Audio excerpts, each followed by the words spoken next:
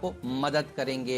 AUM capital के research head Rajesh Agarwal साहब हमारे साथ कोलकाता से जुड़ेंगे, बताएंगे कौन से स्टॉक्स उनको पसंद है, ऐसे माहौल में क्या रणनीति होनी चाहिए।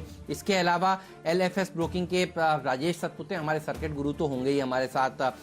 कॉन्टेप एडवाइजर्स के रिसर्च हेड शुभम अग्रवाल साहब से जानेंगे कि आज की एक्सपायरी की रणनीति क्या होनी चाहिए, वीकली एक्सपायरी को आपको किस तरह से ट्रेड करना चाहिए। और 10 बजे हमारे साथ अल्टामंट कैपिटल के क्रिस सुब्रमण्यम भी जुड़ने वाले हैं। 9:40 पर एसबीआई के चेयरमैन रजनीश कुमार साहब हमारे साथ होंगे। याद करिए कल हम आपको कह रहे थे कि एनबीएफसीज को राहत दी जा सकती है, तो सिलेक्टिवली एसबीआई ने मंजूरी दी है कुछ एनबीएफसीज को राहत देने के लिए। तो आज एसबीआई से समझेंगे कि कौन सी वो एनबीएफसीज हैं, किस तरह की एनबीएफसीज हैं जिनको सिलेक्टिवली राहत दी जा सकती है। तो ये एक बड़ा इंटरव्यू जरूर देखिएगा, एक्सक्लूसिव इंटरव्यू सीएनबीसी आवाज पर आज 9:40 पर। और आपने देखा कल एनबीएफसी स्टॉक्स में किस तरह की रैली इस एसबीआई की बैठक से पहले बनी थी। लेकिन सबसे पहले रोज की तरह चलते हैं नीरज के पास और समझ लेते हैं ग्लोबल संकेत कैसे हैं। कल भारतीय बाजार जब बंद हो रहे थे तो डाउ फ्यूचर्स दिखा रहा था कि हम 200 पॉइंट ऊपर जाकर बंद होंगे, और आज देखिए हुआ क्या है, 200 पॉइंट के आसपास की गिरावट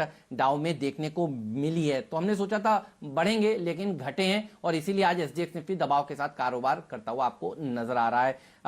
नीरज बताइए क्या कुछ हुआ अमेरिका में। देखिए, अमेरिका में दो चीज़ें थी कल जो मार्केट को ड्राइव कर रही थी। एक तो जॉब का जो आंकड़ा है वो 20 मिलियन को पार कर रहा है अप्रैल में। जो अभी तक नंबर आया वो प्राइवेट एजेंसी का है, तो मार्केट ने उससे क्यों ले लिया है, इसीलिए जो शुरुआत में अच्छी बढ़त थी वो थोड़ी सी कम होती हुई दिखी आपको। आज नहीं, फ्राइडे को उसका आपको फाइनल नंबर पता चलेगा, आज देर शाम आएगा, तो कि वो किस तरीके का आंकड़ा आता है। हालांकि जो कंसेंसस था कि बहुत ज़्यादा होंगे उससे थोड़ा सा कम है, नीचे है लेकिन कंसेंसस से कम है, तो प्राइस डिस्काउंट हो जाता है हमेशा। एक बड़ी चीज़ ये है जिसका इंतजार कर रहा है। एक तरीके से आप कह सकते हैं सच का सामना हो रहा मार्केट का, कि जो जो चीज़ें नई निकल के आ रही हैं उसको मार्केट एसेस कर रहा है रियल टाइम। दूसरी बड़ी जो घटना है, ये खबर है जिसको ज़्यादा मैं तवज्जो दे रहा हूँ, वो ये कि जो मैं कह रहा था कि कोविड के साथ अब आप लोगों ने दोस्ती शुरू कर दी है। चाहे वो ट्रंप हो, चाहे बोरिस जॉनसन हो, चाहे वो स्पेन हो, चाहे वो इटली हो, सभी लोगों का ये मानना है कि अब इसके साथ साथ इकोनॉमी को खोलिए, यानी जान और जहान दोनों को बचा के रखना है। तो इसीलिए बोरिस जॉनसन कह रहे हैं कि सोमवार से वो पूरी इकोनॉमी को खोलना चाहते हैं, और ट्रंप ने कई जगहों पे कहा है कि वो खोलेंगे, ये जानते हुए भी कि इसका कोलेट्रल डैमेज होगा, इससे नंबर ऑफ डेथ्स बढ़ेंगी, और वो कई जगह कह चुके हैं कि ये टोल 1 लाख तक जा सकता है। ऑलरेडी वहाँ पे 72-75 हज़ार तो पहुँच ही चुका है। तो ये एक ग्राउंड रियलिटी है, ये एक सच्चाई है कि शायद लोग अब हर्ड इम्यूनिटी को स्वीकार कर रहे हैं, भले ही खुले ना करें, दबी जुबान करें, लेकिन स्वीकार कर रहे हैं, क्योंकि जहान बचाना भी जरूरी है, वरना खाली जान बचा के आप क्या करेंगे, तो जहान भी तो बचाइए।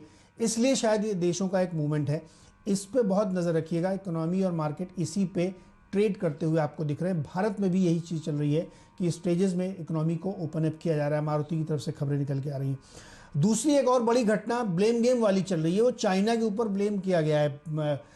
माइक पॉम्पियो ने कहा, ट्रंप ने कहा, व्हाइट हाउस कह रहा है लगातार कि चीन की लैब से निकला पूरी दुनिया में पहुंचा, और अब WHO एक टीम भेजना चाहती है जो इस बात की जांच करेगी।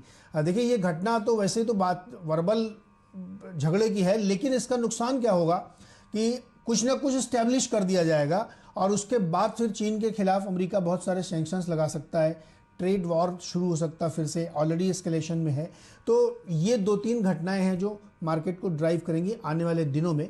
तो इसीलिए कल आप देखेंगे डाउ जोन्स गिर के बंद हुआ, लेकिन जो नई इकोनॉमी के शेयर्स हैं उसमें ज़बरदस्त तेज़ी लगातार बनी हुई है, क्योंकि रिजल्ट भी बहुत अच्छे आ रहे हैं। शॉपिफाई जैसे शेयर्स में आप देखिए भयानक तेज़ी कल बनी, क्योंकि उसने अच्छा परफॉर्म करके दिखाया है। तो इकोनॉमी को इसी अंदाज में देखा जा रहा है।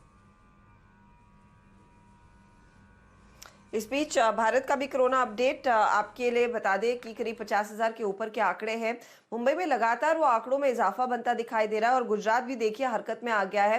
अहमदाबाद की ओर से जो अपडेट्स निकल कर आए हैं कि सिर्फ दूध और मेडिकल दुकानें ही खुली रहेंगी, तो वहां पर सख्ती बरती जाएगी, लेकिन साथ ही साथ किस तरह से इकोनॉमी को पटरी पर लाया जाए उस पर भी भारत में काम शुरू हो चुका है। जो नीरज कह रहे थे कि कई ऑटो कंपनियों ने अपने कारोबार की शुरुआत कर दी है। भले ही यहाँ पर कैपेसिटीज कम होंगी, लेकिन धीरे धीरे करके, चाहे वो सीमेंट कंपनियां हो, एफएमसीजी कंपनियां हो, ऑटो कंपनियां हो, मैन्युफैक्चर सेक्टर जो है वो दरअसल काम पर लगने लगा है और होपफुली हम आने वाले हफ्तों में फिर देखेंगे कि सर्विस सेक्टर भी ऑफिसेज में पहुंचना शुरू करे या फिर वो भी धीरे धीरे करके काम पर आए। चलिए, आज लेकिन एक्सपायरी का दिन है, गुरुवार है और मे सीरीज में वॉलेटिलिटी फिर बढ़ती हुई दिखाई दे रही है। वीरू हमारे साथ है। वीरू, ये बताइए, आपने पोल किया, कई सारे लोगों से बातचीत हुई है, कल भी मार्केट में एक हल्की गिरावट के बाद अच्छी खासी रिकवरी देखने को मिली है। आज आपके पोल से क्या संकेत मिल रहे हैं? एक्सपायरी की तैयारी कैसी होनी चाहिए, क्या स्ट्रैटेजी रहेगी? Good morning Harshita, good morning Hemant. देखिए, वॉलेटिलिटी तो रहेगी हर्षिता, चाहे वो पोल के स्टैट्स को अगर आप देखें या फिर इस मार्केट में अगर आप देखें, जब चार्ट्स काफी कंफ्यूज्ड हैं और चार्ट्स और ऑप्शन डेटा एक रेंज रिफ्लेक्ट कर रहे हैं, तो बेटर कि हम रेंज को ही प्ले करें हर्षिता। सिर्फ एक यही स्टैट्स बिल्कुल क्लियर है कि रेंज मार्केट क्या एस्टेब्लिश करना चाहता है या फिर कल क्या किया था मार्केट ने। पहले पोल के आंकड़े हर्षिता रिफ्लेक्ट करता हूं। देखिए, आज बड़ा क्लियरली डिवाइडेड था अगर आप देखें ये पोल, और 60% अगर आप देखें बिलीव करते हैं कि 9000 के नजदीक यानी 9100 के नजदीक की एक्सपायरी हो सकती है, और 40% एग्जैक्टली इसका इन्वर्स था हर्षिता। और वो ट्रैजेक्टरी थी, मतलब 60% ने कहा कल के जो लो थे उसके आसपास होगी, और लगभग 40% ने कहा करीब करीब 92 से 9300 की रेंज में एक्सपायरी हो सकती है। और इंटरेस्टिंगली यही दोनों वो जोन्स थे जहां कॉल राइटर्स और पुट राइटर्स विजिबल हैं। अब मैं थोड़ा सा पहले आपको स्टैट्स समझाता हूं हर्षिता। कल के अगर आप एफआईएस के स्टैट्स को देखें और वो आज के लिए क्या अप्रोच लेके गए हैं, ये देख लेते हैं। कल अगर आप एफआईएस के कॉन्ट्रैक्ट्स को देखें हर्षिता, तो कल कैश मार्केट में उनकी तरफ से सेलिंग